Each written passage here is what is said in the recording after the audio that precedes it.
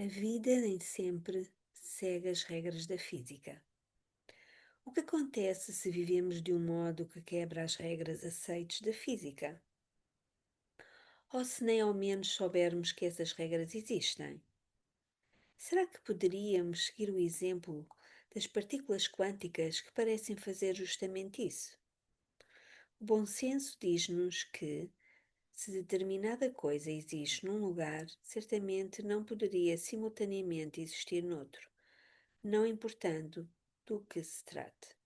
Entretanto, os experimentos mostraram de maneira precisa justamente a ocorrência dessa existência simultânea.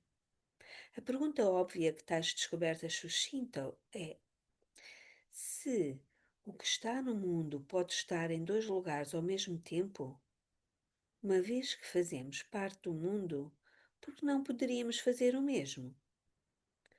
Porque não podemos executar nossas obrigações no local de trabalho ou na sala de aula e aproveitar uma praia ensolarada ou escalar um desfiladeiro em qualquer outro lugar ao mesmo tempo. Conquanto nos indaguemos de tempos em tempos se isso pode ocorrer, trata-se apenas de uma possibilidade fantasiosa, não é mesmo? Quando ouvimos falar que algo pouco usual está acontecendo, e em muitas ocasiões envolvendo indivíduos diferentes, normalmente existe um fundo de verdade nesses relatos. Ainda que as especificidades possam variar, muitas vezes é possível acompanhar o tema subjacente até, até um acontecimento real. A história do dilúvio universal é um exemplo perfeito do que estou mencionando. Por toda a história e em inúmeras culturas existe um tema praticamente universal, recontado várias vezes, ocorrendo em vários continentes, em diversas línguas e com diferentes pessoas. A história e os resultados são praticamente os mesmos. Ainda que os detalhes variem, a história é, de modo semelhante, entremeada com relatos de pessoas capazes de estar em dois lugares ao mesmo tempo. Isto é, de aparecerem fisicamente em locais diferentes e no mesmo instante. Muitas vezes esses efeitos são atribuídos a praticantes de yoga, indivíduos que de algum modo dominaram com mestria uma capacidade adormecida. Nem sempre, entretanto.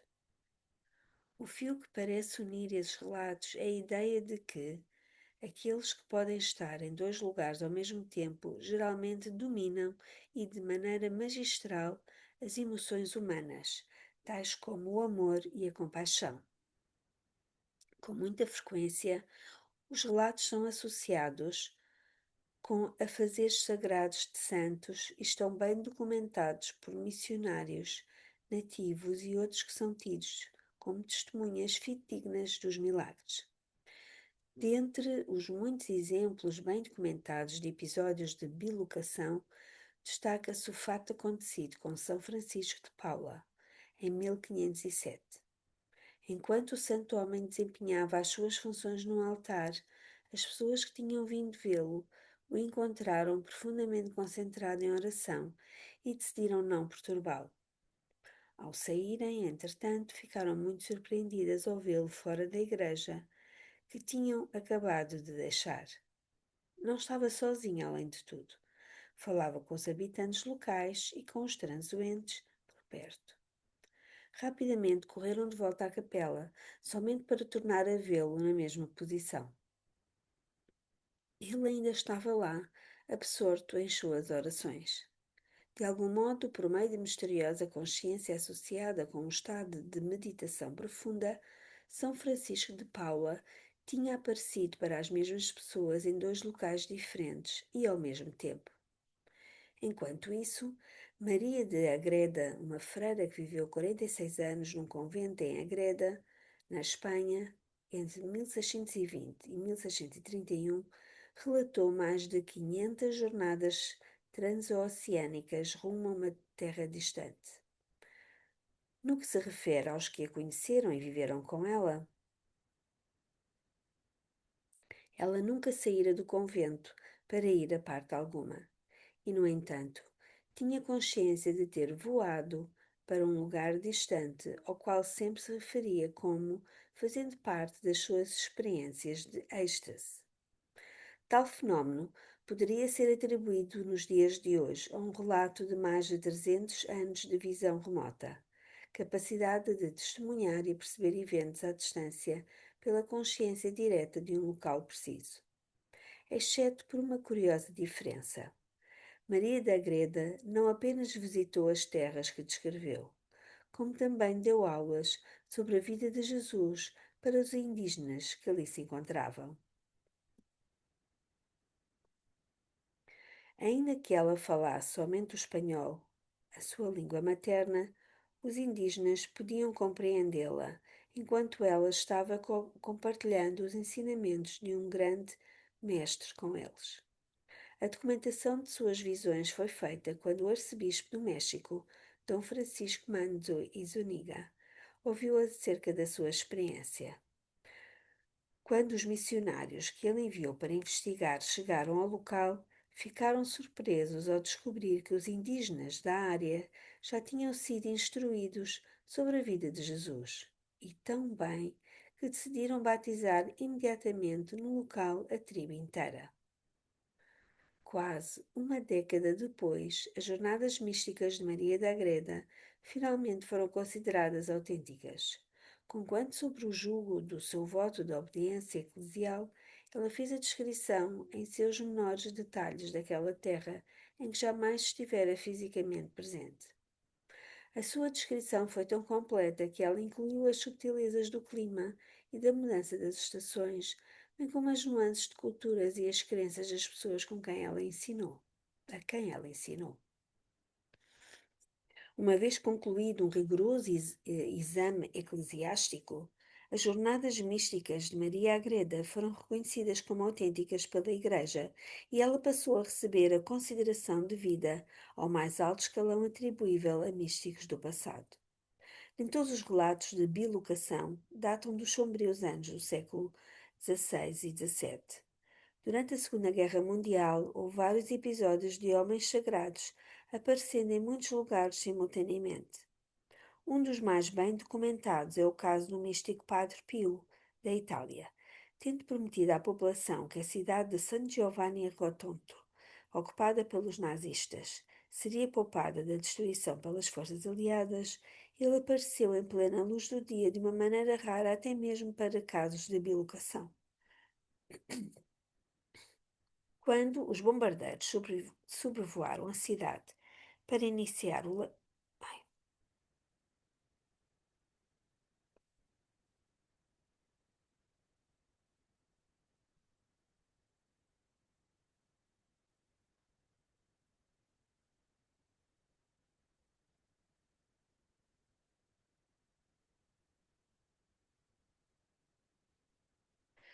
Retomando, quando os bombardeiros sobrevoaram a cidade para iniciar o lançamento de bombas nas fortalezas alemãs, a imagem do Padre Pio, vestindo paramentos de cor marrom, apareceu de fronte dos aviões, pairando no ar.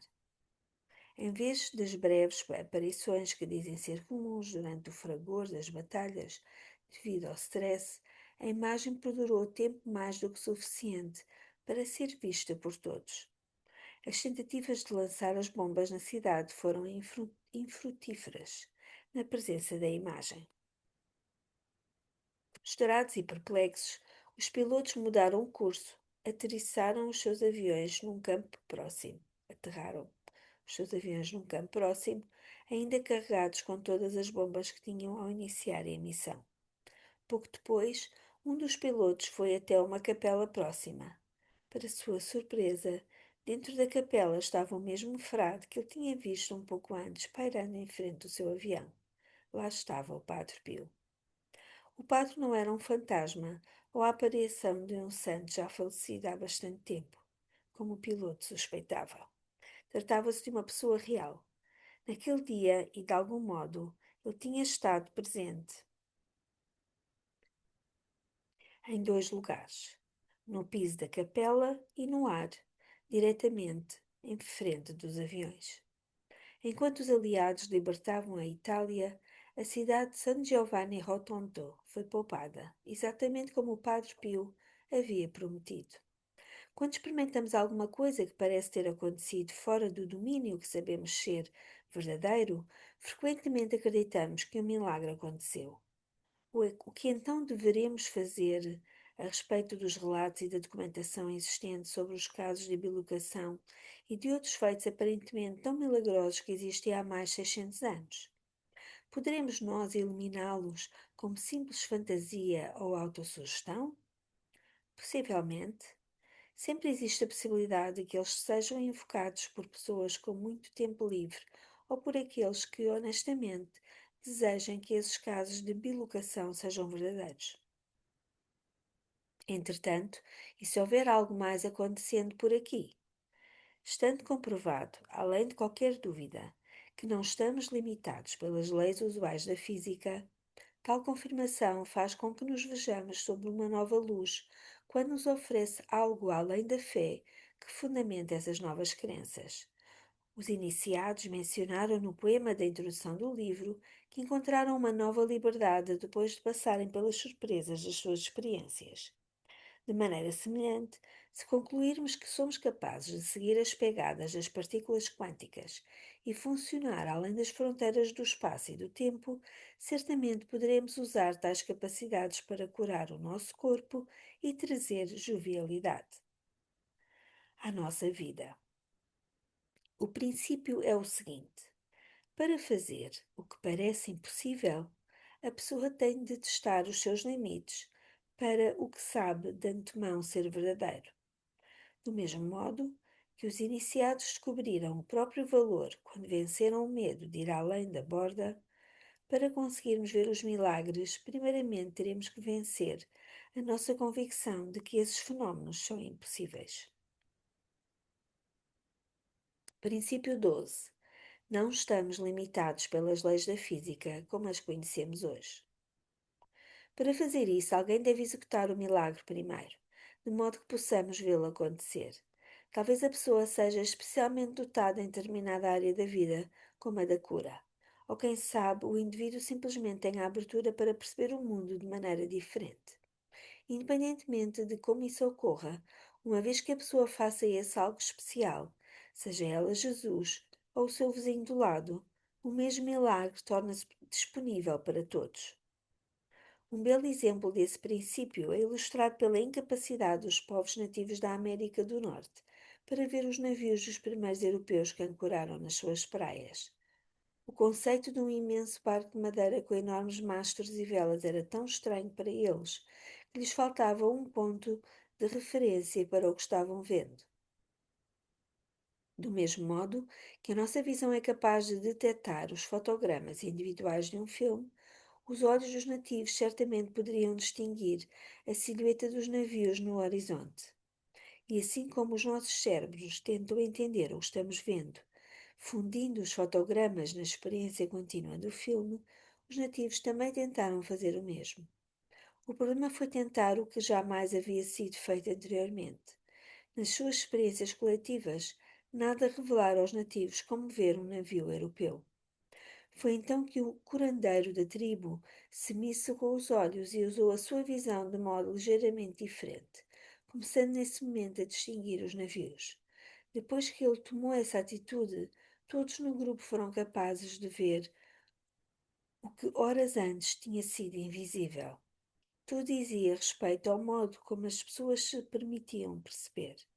Um inteiro novo mundo se abriu para eles quando desejaram experimentar algo diferente.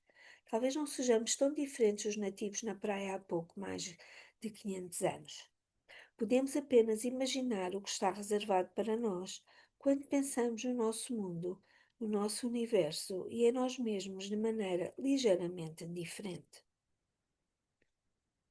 No começo dessa secção, examinamos a questão: se um elétron é capaz de estar em dois lugares ao mesmo tempo, por que não poderíamos fazer o mesmo? Talvez a resposta possa ser encontrada se formularmos a nossa pergunta de uma maneira um pouco diferente. Em vez de aceitarmos a ideia de que as partículas podem fazer algo que nós não podemos, investiguemos o que é necessário para um elétron estar em dois lugares ao mesmo tempo.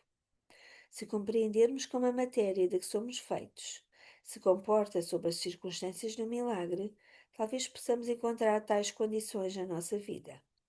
E para compreender como isso funciona, vamos explorar uma faceta única da nossa existência que nos dá a todos a capacidade de alterar o nosso mundo, mudando a nós mesmos.